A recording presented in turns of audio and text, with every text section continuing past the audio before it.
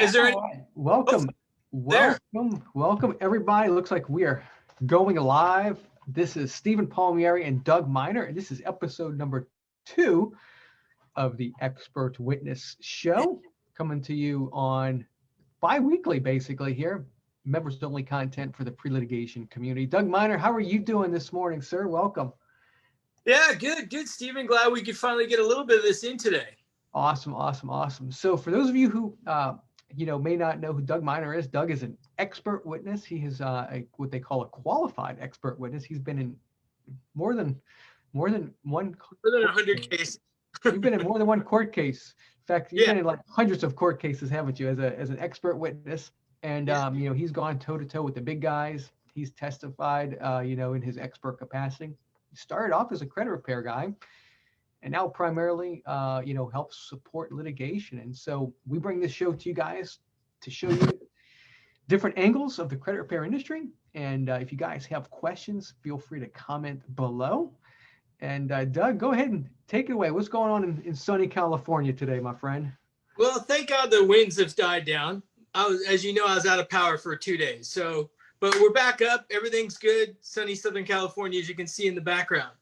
But today, so thinking about the show and then listening to some of the questions, hey, talk about different cases and so forth. And Steven, I'm going to kind of lean on you, or we can look on Facebook. But I think part of getting in my credit repair headspace, as credit repair people, I think where some of the closest type of cases that'll happen are either, let's say, post-bankruptcy, right, where there's been reporting after the stay, and credit repair people clean that stuff up for them, right? And I think the other area that I looked at was in divorce situations. I mean, I don't know about you people, but Steven, before my credit repair, I was in mortgages. And so in my 35-year career, I have yet, and I've said this many times, I have never been involved in a situation, whether through mortgages, whether through credit repair or through litigation, where I have seen a divorce that nobody's credit was damaged. Right. And a lot of people don't realize, but in fact, I had this conversation today with somebody. She is getting divorced, and she's like, hey, I may need your services. And I was like, well, just to let you know, by the way, the divorce decree is like an inferior agreement to your loan contract. So if your attorney hasn't told you that, if like your soon-to-be ex is told that he's responsible for all these finances and he doesn't pay, I'm like, the lenders don't care. You actually have to enforce the divorce decree against your ex-husband if that happens. And she was just kind of like, oh, my attorney never told me that. Right. And I'll point all the viewers and anybody who wants to check it out. I wrote an article, actually, I think it was a couple months back, for Divorce Magazine. And there's some typical situations that come up in those divorce decrees or settlement agreements where one spouse ends up with the house, and then it's they either have to refinance it or sell it or list it for sale within, let's say, a 90 or a 6-month period, whatever the time frame is, right? But where I believe that most people aren't aware of is outside of either refinancing, selling the home, or selling. There's ways to have the loans assumed, a qualifying name assumption, right? If anybody's heard that term, there's certain loans that are assumable. Typically, most FHA, VA type loans are assumable, but you have to check on each individual loan, right? But the thing that's not talked about, and where I think people need to understand, is there is what's called a qualified loan assumption, where the spouse who is getting the property can have the other spouse's name removed by qualifying for it. I think the problem, and the reason that it doesn't come up that much, is first and foremost, at least from my perspective, right? And why I'm involved in these situations is the person who typically is granted the marital home in the settlement doesn't have enough income to qualify to support the mortgage that's there. Hence, there's these credit problems because the person who gets the house can't afford it. And then they miss payments, and it screws up their credit along with their spouse or ex-spouse's credit, right? So if they could actually qualify for the loan assumption and remove the other spouse without damaging their credit and retaining the home, That's a great situation. It's just the fact that it just doesn't come up very much. I would believe in any attorney out there. I don't know that they really know that this sort of product exists or program exists. And a lot of mortgage professionals don't know about it as well, because if you think about it from a mortgage underwriting or a mortgage origination standpoint, mortgage originators aren't out there marketing to people going through this particular situation, right? Right. And there's no commission in it for them. Right. So the bottom line is there are these vehicles or ways to remove a spouse in a divorce situation and not screw up their credit. So it's interesting. Yeah, I mean, because you mentioned that I think one of the biggest reasons why it's not done is because the spouse, whoever is going to be receiving the home, doesn't have enough income to qualify. So let's talk a little bit about that. I mean, so obviously there's some sort of underwriting qualifications for the assumption. What is the depth of, what does some of these expert witness cases look like, and what does it actually take for somebody to successfully go through an assumption? Yeah, so if you think about it from an expert witness standpoint, I'm not going to be brought in when that situation is happening.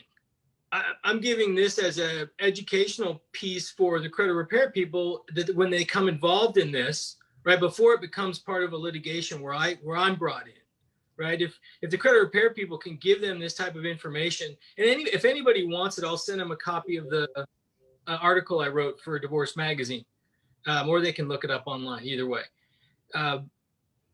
So as credit repair people, from the expert witness standpoint, you typically end up, or I'm engaged or contacted because the credit's been damaged, because something like this has not been implemented or wasn't able to be implemented, or nobody knew that it was able to do it.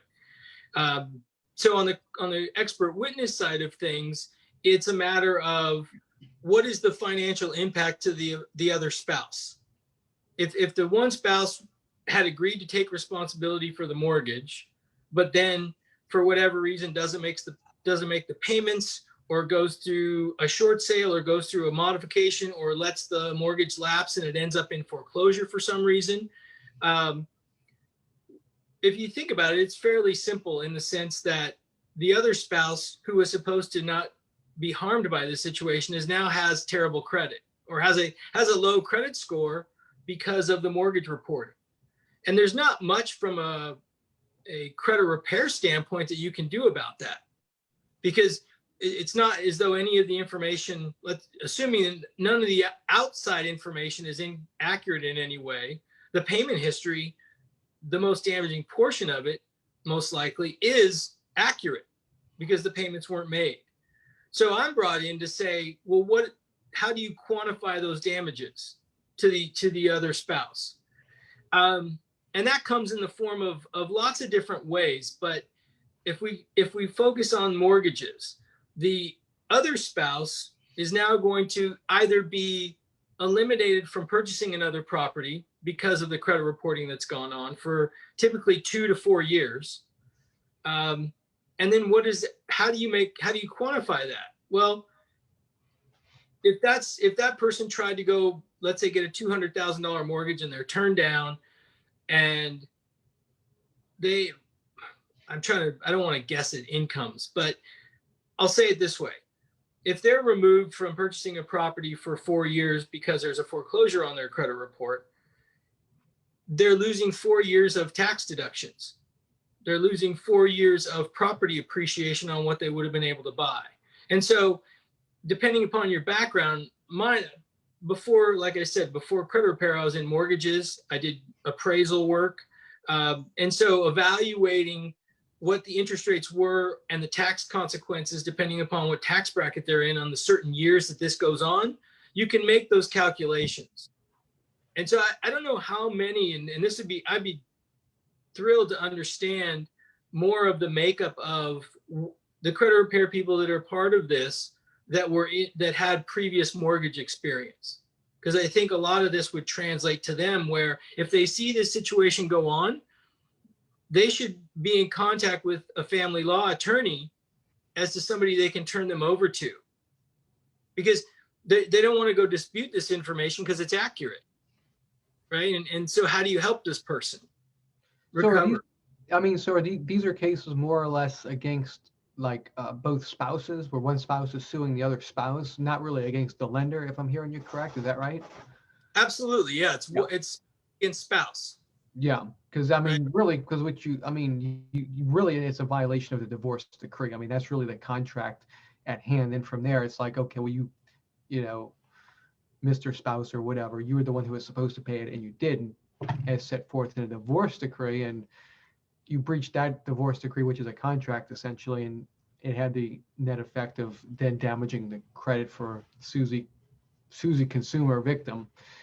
Um, and it's all interesting. I mean, do you ever hear like the defenses get raised where, well, yeah, he may have breached the contract, but he has nothing to do with the credit reporting and he's not the lender and the credit reporting was never addressed in the divorce decree? I mean, how do all those things fit into, I guess, their defenses as you're trying to argue damages and things? Have you heard some pretty wild defenses? I would say this, because credit scores and credit reporting is so part of, I guess, the American way of doing business in life for us. It typically, basically, there's a hold harmless portion of it. So they're supposed to hold the other spouse harmless, and sort of covers what you're talking about. They're being harmed by their credits being harmed by the actions of or non-actions of the other spouse. And so I mean, that's something that's an argument, that's a pretty valid argument that happens fairly frequently from your experience. Yeah, I would say maybe a third of the cases that I do. Maybe So, because kind of, so what I'm hearing is they're able to attach, basically the ex's breach of the divorce decree contract. They're able to attach credit reporting damages, which the ex has nothing to do with credit reporting per se, but you're able to attach damages caused by a data furnisher to the negligence or the breach of contract of the spouse. I mean, that's really kind of and so that's what you're trying to quantify as an expert. So you're like, well, yeah, I mean, it doesn't matter who's furnishing the data or whatever. You're saying, they've got an obligation to make the payments and they didn't. So therefore, Susie victim over here has been damaged, and here's what I think, okay, 4 years to your example of not being able to get a home and build equity or whatever. So here's how we quantify the damages. So is that kind of pretty standard cookie cutter for these types of cases for you? The term cookie cutter, I don't sort of want to say, but I would say this. Because the socioeconomics of all of these situations always comes into play, right? I've seen cases from New York, Texas, Oklahoma, you name it, all over the country, and the damages, let's say, and no disrespect to anybody from wherever you live, this is my own experience and what I've seen happen. There may be a property somewhere in the South, let's say, and the property is $35,000, right? Where here in California, I don't know, the median home price in certain neighborhoods might be 700,000, right? So when you talk about damages, when you're looking at a $700,000 loan as opposed to a $35,000 loan, there's a wide delta as Right. far as how much the damages can be. So as far as each situation has its own unique characteristics or situations that are happening, but there are some basics, whether it's the breach of contract or it's breach of the settlement agreement, and it's affected the credit because one spouse has stopped making the payments or is late payments.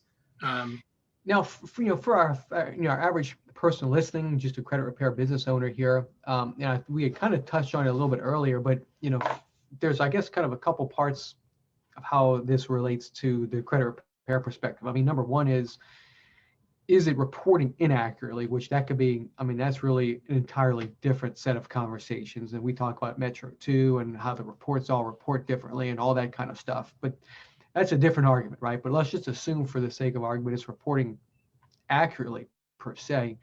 This isn't really necessarily a credit bureau issue, right? I mean, this is more of, this wouldn't really be an FCRA dispute type thing like, hey, well, here's a divorce decree, Mr. Experian, and X was supposed to have paid it. I mean, this really goes more to like the lines of a legal issue that has to be resolved, if it's reporting accurately, from what I'm hearing from you. And so, what kind of suggestions, advice do you have, for the folks listening, if they have folks with, clients that have bad credit as a result of breaches of a divorce decree, what kind of pre-handoff to the attorney type things can they be looking for or working on? Is it purely just, hey, technically speaking, are there errors, or are there some other things potentially related to the breach of the decree that credit repair companies can be looking for and potentially dispute with either the bureaus or the furnishers?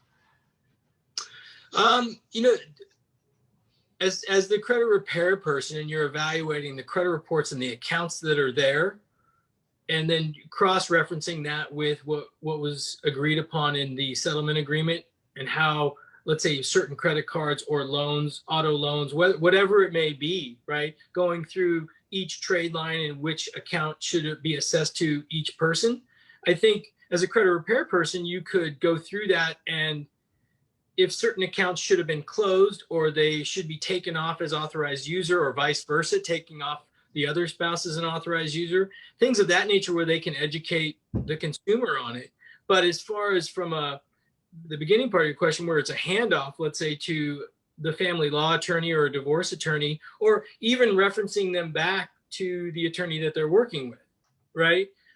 What I found is, and I think part of why I brought this up is, like you said, Stephen, there's certain things that you guys get into, a lot of the Metro 2 and the reporting, and whether it's an FCRA violation. I'm trying to give you a sort of a different look at it. Sure. We want to come up with different ways and new content to help your listeners, right? And I think that this is sort of something that you guys haven't touched on. Right? Yeah. So, give us kind of some behind the scenes, maybe, a good, something you've lived through as far as one of these cases. What's kind of, what's a big win that you've been involved in where, because again, I'm just thinking, well, the divorce decree has nothing to do with the lender, and the lender is going to keep reporting. And so, if they lent it to two people, and the two people decide they don't want to have a legal, unity, that's not the lender's fault, right? So the lender is going to go ahead and just nab you as delinquent and defaulted. And so, give me kind of some real life, maybe we can change the names to protect the innocent, but kind of give us a real life example of maybe, a case that you thought was really kind of super interesting, and maybe even you were like, this is a little weird, but you ended up like winning it in a big way. Do you have something that kind of comes top of mind for you? Well, first and foremost, there's never a quote unquote, big win for me. I thought, I figured you were living in that $700,000 median home back there. You're overlooking the Pacific Ocean back there. Now, you don't get those big wins like that, huh? Well, I think you're sort of insinuating an interesting point, in that the amount of money that I'm paid has absolutely nothing to do with the outcome of the case. You're one of those legal and ethical expert witnesses. I like what you're saying, Doug. That's right. Yeah. You're not like, look, my fee is going to be determined based on the size of the briefcase that you give me. That's not how you roll, is what I'm hearing. Well, and I think that's important for anybody listening to this, right? As far as none of your income is tied to the outcome of the case. You have to make sure that you're neutral in the situation, that you give your best opinions. Now look, and this is sort of one of the things I learned very on. I forget which attorney actually told this to me, and it's come up many times since over these decade or so doing this. It was said to me that there's no perfect case. I guess was the way it was expressed to me. And I think what that means is that it's never just completely 100% one-sided, right? Otherwise, why would it be in litigation if it was so blatantly 100% one opposed to the other? I think that you have to evaluate the parties and the systems, and whether it's Metro 2 compliant, and different issues on each side of it. So as far as big wins, I don't have any big wins. I guess what I mean, so I totally get that. And obviously we kind of joke a lot, about that, but kind of what I meant was a big win as far as like on the basis of the facts, not like financially, but on the basis of the facts, one where you were even kind of like, I don't really know, but I'm going to give it my best effort. And then it ended up working out like super awesome in favor of, your, your side. Yeah, you sort of raised an interesting question in that, keep in mind, as an expert witness, you may not be given all of the documents or all of the information about the case. You may read through the complaint, but there may be many facets to the case outside of the credit issues that are going on. And so as far as, like you say, there's surprises that come up. I recall a case I'd worked on, and it went all the way to, it was in federal court. It was, and I believed from the information that I was given that the plaintiff involved, I was on the plaintiff side of things. I believe that the plaintiff had a very good case. And from my perspective at that point, I felt that the plaintiff should win. But the jury found otherwise and sided on the defendant's side of the case. So sometimes there's jury verdicts that are surprising. I remember another case where it was a bench trial with just the judge, no jury. And again, I felt like from what I had seen and evaluated that the plaintiff in the case was going to win, who was the side who had hired me. And the judge sided with the other side. But I could say the same thing in reverse, meaning I thought, well, some of the arguments that they were making didn't make that much sense to me, or from the documents I'd seen, the case didn't seem that strong, and they end up winning.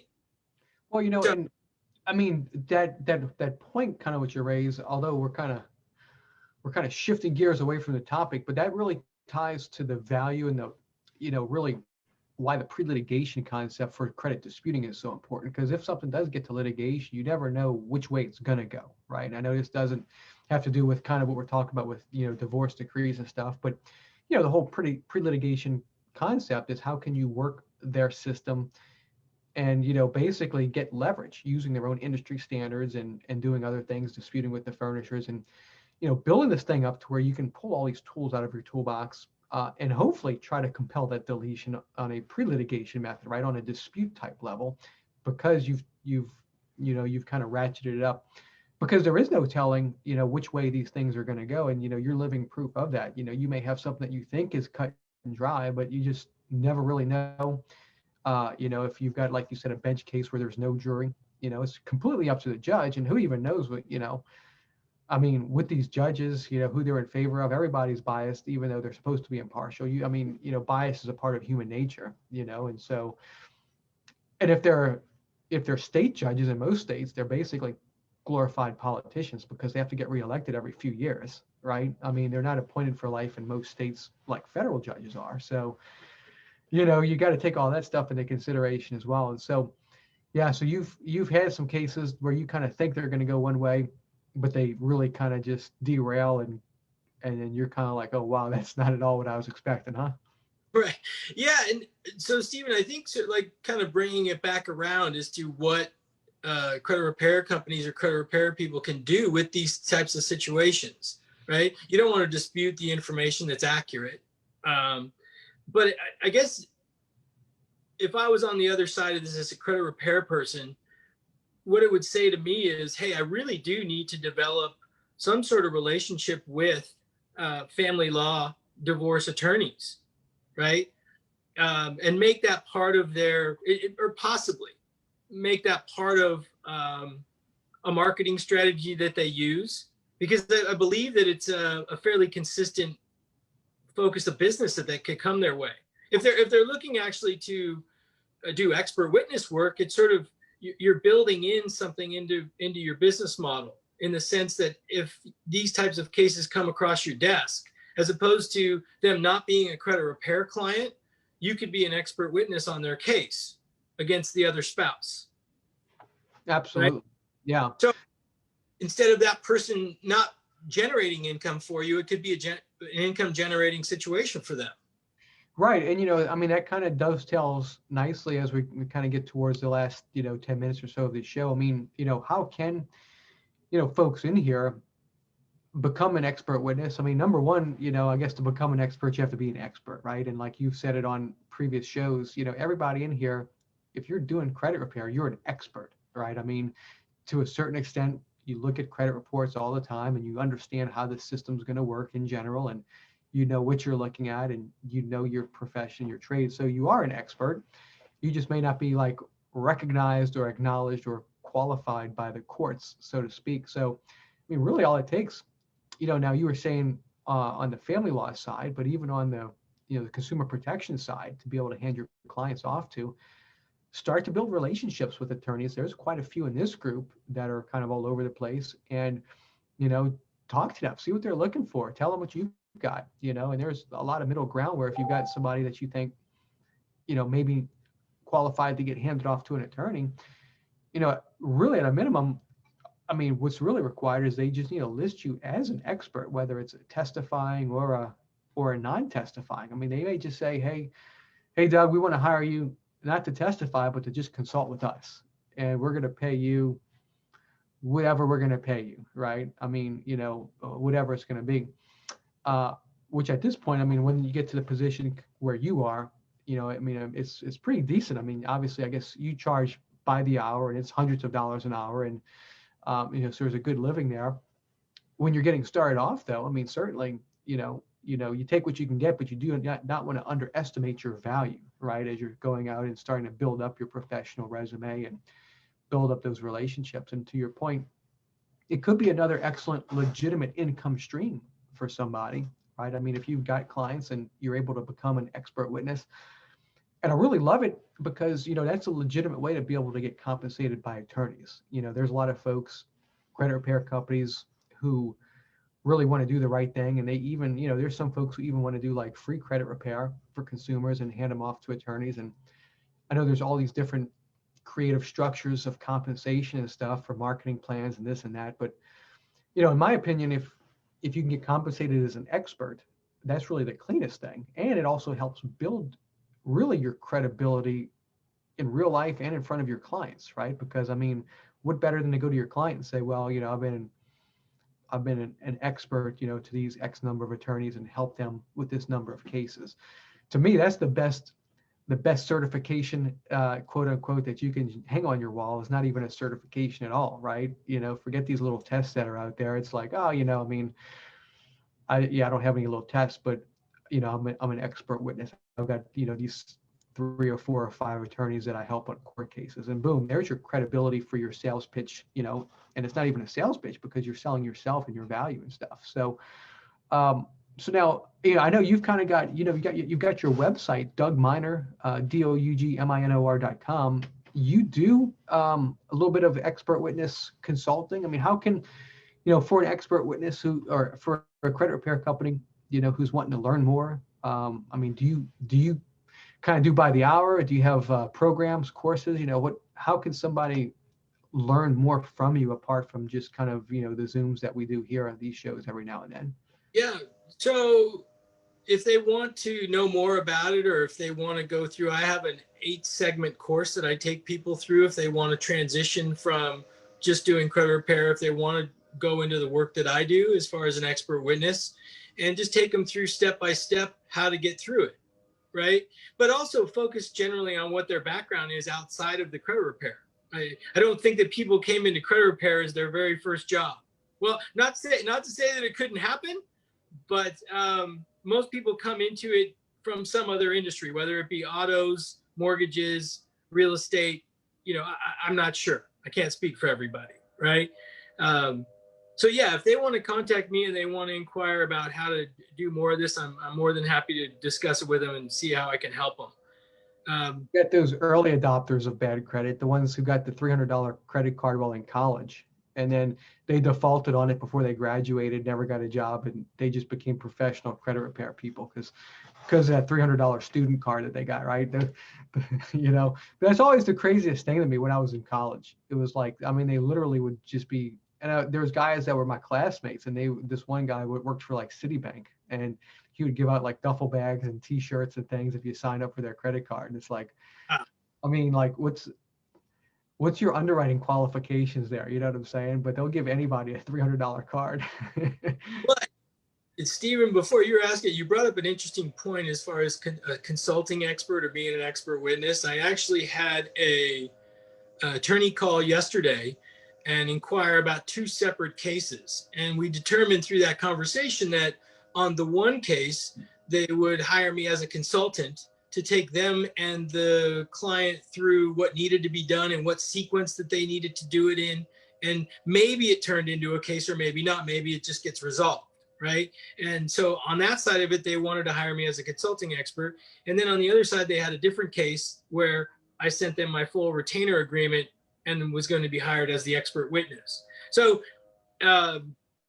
there's different ways to use your credit knowledge and your credit expertise. It doesn't have to be in litigation. It can be as a consulting expert, like we've talked about here, and where if you're totally opposed to testifying and that scares you, or you just don't, because from my understanding, it's pretty, it can be unnerving. It can be a scary situation for people. At least that's what they've said to me. Right. It's you like wake up and you're like excited by the fact of testifying, right? You're like, dude, I'm going to go handle some people, huh? It's not, yeah, it's not, as far as my enjoyment of the job, testifying in court is definitely for me one of the best things. I really, really enjoy that aspect of it. I mean, it's kind of like, there's different types of attorneys. You've got the litigators versus the transactional ones, right? Transactional attorneys are the ones they don't go to court. They're kind of just doing the paperwork, drafting contracts, or doing whatever. Then you've got the litigators. Those are the ones who are in the courtroom, the ones that are actually going up there engaging and stuff. And so, it's the same profession. They're attorneys, but yet different ways of, engaging their profession. And so, I mean, it's a good point. I mean, if somebody's a little more introverted and, you feel like being a testifying expert may not be for you, I mean, fine. You can still be a consulting expert. You can still find a niche if you can really, but I'd say, you really have to kind of figure out what your particular niche is, your skill set, right? I mean, everybody's got different backgrounds. Like you came from mortgages, I came from the car business. Everybody has different backgrounds, and everybody does have some sort of a specialized niche. And I think that may be the hardest thing, Doug. I don't know. I mean, is actually for the folks just to kind of figure out what is really their true specialized skill set. I mean, what do you think about that? Yeah, I think finding, or like I said, utilizing your skill set, right? Where's your expertise? Where's your knowledge? And how does that integrate into, if you want to be an expert witness, what types of cases would you be working on? So maybe some Google searching or just some web searching on your background and expertise along with litigation that's attached to credit in some way. And see if there's cases out there. There's ways to research and find out if there are certain cases in how they're filed and where they're filed and how many of them there are. It escapes my mind right just this moment, but the Pacer, like Pacer? Yeah, Pacer. There's different areas where you can find out the types of cases that are going on, and is there enough of them out there where you could, sure, it would for you to market to this particular area or to put some effort into trying to be retained on these types of cases. And I think one of the things you said before there, though, too, as far as being qualified as an expert witness, and if there are doubts for any of your customers that are coming to you for credit repair, it does sort of, in my opinion, it does give you some credibility with them, that social recognition that's sure. out there. One of the things that when people first contact me, if it's an individual, I'm very quick to ask them to please just look me up on the web. Just Google my name, check out my websites, look at the book on Amazon, whatever they want to do, along with having some attorney references to show them, right, in my portfolio. I keep here, actually, I have it right here. This is interesting. I actually keep this. This is a notebook that I keep. And in this notebook is all of my different certifications, right? CDIA certifications, all regs for financial FCRA stuff, my real estate license, right? All of the things that are on my CV happen to be in this binder. So when I do go to depositions and so forth, or if somebody does, you have all the credibility there. It's built into what you do and who you are. Sure. So people can, and so you do have a book, right? Tell us a little bit about that book. If people want to just, soak up Doug Miner, what's the book all about? Well, yeah, interesting enough. So I have the book that's out, Anatomy of Credit Scores. And from the last time we did this 2 weeks ago, I forget the name of the person, but one of the listeners said that my book was selling for $400 or $500 on Amazon. I know Elvis wanted a copy of your book. I don't know if that was him or not. But yeah, I basically, to anybody listening, they could send a check for $7 and I'll send it back. I'll send them a new copy of the book. They don't have to spend $400 or $500. You're a good businessman. You put one for sale for $400 to drive up the market price. And then you look like a hero when you sell it for MSRP, right? For retail price at $7, man. I like that. So they can go to dougminer.com. They can either go to Amazon or can they buy them on your site directly, or is it just strictly for Amazon? Yeah, they can reach me through my website, or they can email me at doug@dougminer.com. Awesome. Yeah. Or through the group. I've had some messages through the group. And there's, I think Kristen had sent a question about something. I wasn't going to bring it up today. It wasn't sort of in what we were talking about, but maybe I'll bring it up next week. And anybody who has questions or has a topic that they would like me to sort of look into on maybe the cases that I've worked on, or maybe there's something that's coming up for them, I'm super open to hearing what people in this group want to know about. Sure. Right? Sure. Yeah, likewise. And that's why we do these shows, is to bring good quality content, for you guys that are in this training group and the community group that really you're just not going to get elsewhere. And so make sure, you reach out to Doug, message him. That's one of the cool things is, we bring these folks out to you on these shows, and they're accessible, right? Which is kind of unusual for a lot of people. So feel free to reach out to Doug if you've got questions. He's happy to talk with you. Feel free to reach out to me as well. He's got his little 8 module course he can put you through, train you. We also have the pre-litigation training course for those of you who want to learn more about Metro 2 and pre-litigation disputing. My website is stevenpalmieri.com.